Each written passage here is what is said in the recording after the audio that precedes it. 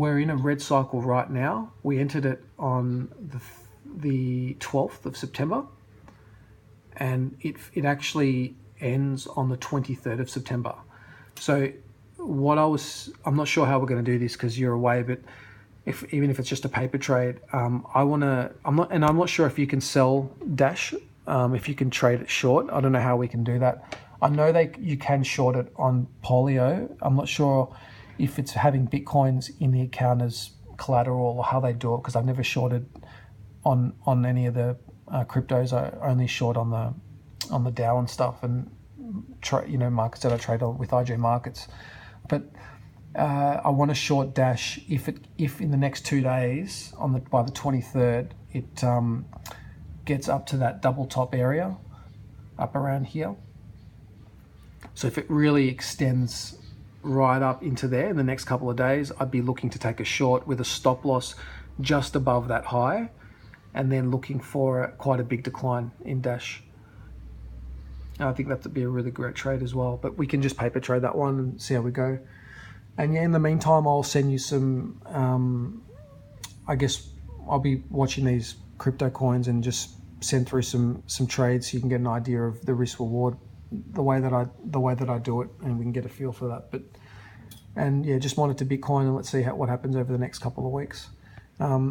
The other big trade that's coming in is the Dow Jones. I've been waiting for this trade, man, for about 1.5 years. And I wanted to tell you about it because purely, this is one where we can make at least 10 to 15 times whatever capital we're using. So it's a very small risk trade for a big reward. So the Dow's gone up for the last 8 years without much of a retracement. We've had little retracements, but nothing major since the 2007 crash. And what I'm expecting is there's a long-term cycle that I've worked out, which is similar to the ones I've been showing you. They're short-term ones. These ones happen they take about 1 year to repeat. And the one that's coming in here came in exactly during this is 1929, when WD Gann predicted 2 years in advance that the stock market would make its final top on September the 3rd, which it did exactly. And the long-term cycle that I worked out came in on September the 16th, and then the market had a massive collapse where it fell. It gave up more than 50% of its gains for the last 8 years. This chart doesn't go back only goes back to 1929. The low of 1921 was about 63.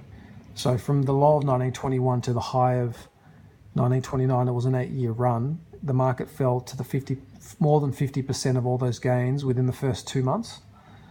So I've been predicting for the last 1.5 years that the same thing would happen here, where if you can see all the gains that we've made since 2009, we should be getting a 50% pullback in a very short period of time.